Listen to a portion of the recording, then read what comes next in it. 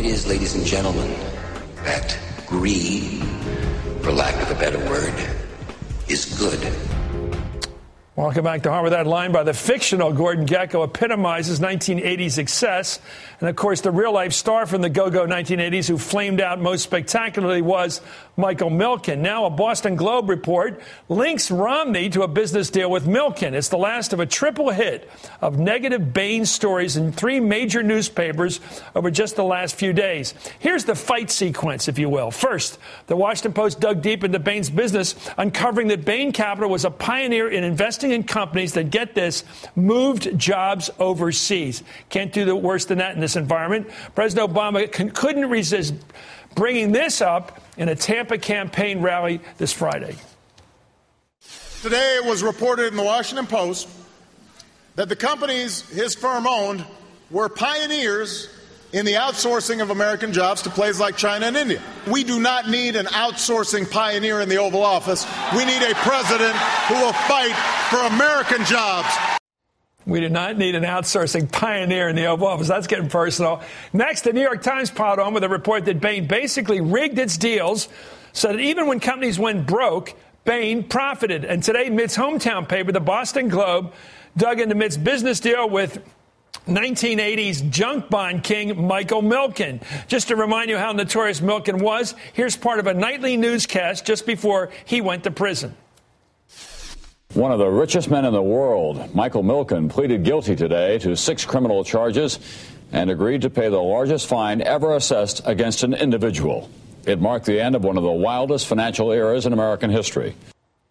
Well, Howard Farmer is an MSNBC political analyst and editorial director of the Huffington Post Media Group. Beth Healy is a financial reporter for the Boston Globe and co-wrote today's piece on Romney and Milken. Ms. Healy, thanks so much for joining us, because sometimes these business stories become a little bit too numerical. But when something ties somebody to an iconic figure like Milken, who has, in all fairness, cleaned up his act as a human being, and everybody knows that, but I think they all know that. Howard's looking at me. No, we don't know the whole story on anybody. But here it is, a guy who's identified with a guy who's on his road to prison and who clearly was a risk for his reputation. Why would Mitt Romney get into bed business-wise with Milken if he wanted to ever be president? Why did he go into business with him? This was going to be Bain's biggest deal yet. This Stage Stores retailer down in Houston, and Bain was able to put down $10 million and put together financing, $300 million they were able to get with Drexel in order to get this big deal done. So they got $300 million leveraged by a $10 million ante. But wasn't there, anytime you make money like that or see you're going to make money, isn't there a risk to your reputation that comes with it? That's why you get all the big payoff. It's what you usually call a junk bond. But your thoughts?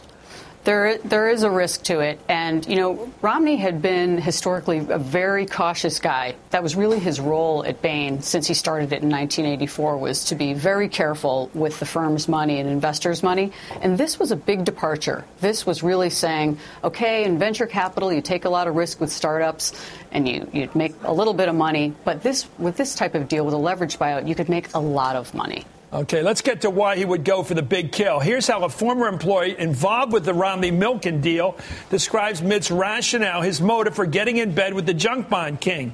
I love this quote. Mitt, I think, spent his life balanced between fear and greed. He knew that he had to make a lot of money to launch his political career. It's very hard to make a lot of money without taking some kind of reputational risk along the way.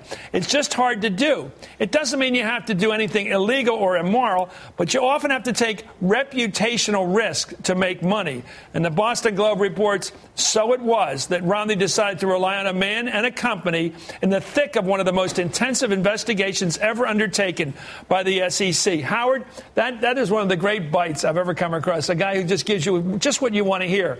Why would you take a big risk? Because he was going for the big kill, the American presidency. And he knew he wanted to have a ton. He said it before. My father taught me make a lot of money before you run for office. Yes, having studied Mitt Romney's career, I think that's absolutely right. I think you can make some money by nurturing the young companies. You can make the big killing on predation, which he was moving from. Remember in Bonfire of Vanities, you make money through crumbs? Yeah. He's not interested in crumbs. No, he didn't want the crumbs. He wanted the big scores, and he wanted the money from Drexel to help him do it.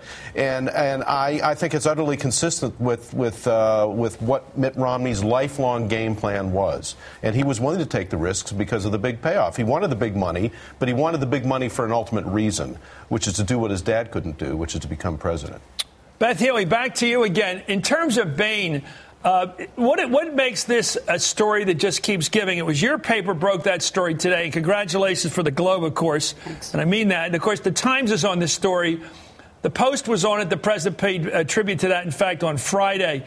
Why do you think Bain has circled back into news inquiry? Why are we back into this story again now after a couple of weeks of not doing it? Because it seems like when you want to evaluate Mitt Romney, and since he is presenting himself as the president who can fix the economy, the would-be president who could fix the economy, this is the period of his life on which you can really judge what he brought to the table with business. And so there were about 100 deals. We evaluated them at length for the Globe's book, The Real Romney. And this deal is important because it shows that he really did pivot to be willing to take on more risk in order to make a lot of money for investors. Well, let's take a look at this, then how I react. Here's a Priorities USA ad. This is a pro-Obama super PAC. It's out with this new ad, again hitting Romney for jobs lost in these Bain deals. Let's listen to this new ad by the pro-Obama group. Out of the blue one day, we were told to build a 30-foot stage. Gathered the guys, and we built that 30-foot stage, not knowing what it was for. Just days later, all three shifts were told to assemble in the warehouse. A group of people walked out on that stage and told us that the plant is now closed and all of you are fired. Turns out that when we built that stage, it was like building my own coffin. So let's talk about the kind of person who's probably going to decide this election, the non-college white guy, to be blunt about it. I hate talking about race, but that's the way it's going to be. The guy who works in a factory, doesn't work in a factory, used to work in a factory. I often talk about Scranton to Oshkosh. I'm told that the campaign, not the journalists, but the campaign wants to focus on Bain because that won't work on the East Coast where everybody's sort of into the financial industry in some indirect way. They support it. Ohio, Iowa, Wisconsin. Those three states. And defending Pennsylvania as well, where the Obama campaign itself Why do these issues of Bain work outside of the East Coast? Because in the industrial heartland, they saw the consequences of both outsourcing and pumping and dumping, to use the term that was used back in those days in relation to stock manipulation. And they've seen the consequences of it. They've got the Buy American ethic there. That's why the president succeeded politically as well as economically, I think, with the auto bailout, which helps him in that region. This is saying, look at Mitt Romney. Yeah, on paper, he knows how to deal with economies. But the United States of America is not a company that can be subject to a leveraged buyout. If it goes bankrupt, it goes bankrupt. There's nobody you can sell it to. This is our company. You can't buy it, pump up the stock, and sell America. And that's going to appeal to exactly the kind of people you're talking about. As an attack on Mitt Romney, not necessarily as a compliment to Barack Obama, don't forget. Oh, I agree with that. Because a lot of those same people are suspicious of government. They don't like the government solutions. And they know the Democrats get money from Wall Street, But one thing everybody in the heartland agrees on, Democrat and Republican, is you don't want outsourcing of jobs. They don't mind it so much, perhaps, in New York or Los Angeles, but they don't like it in the heartland. I want to hear those conversations the next few months of working guys in those bars along the Route 40s of this country where they're sitting there talking, what do you think of this guy Romney? And the other guy says, well, I don't like the way he killed all those companies. That kind of conversation that changes history. Thank you, Howard Feinman. And Beth Healy, thank you for joining the show tonight from the Boston Globe. I love the place. I know how to say it, the Boston Globe.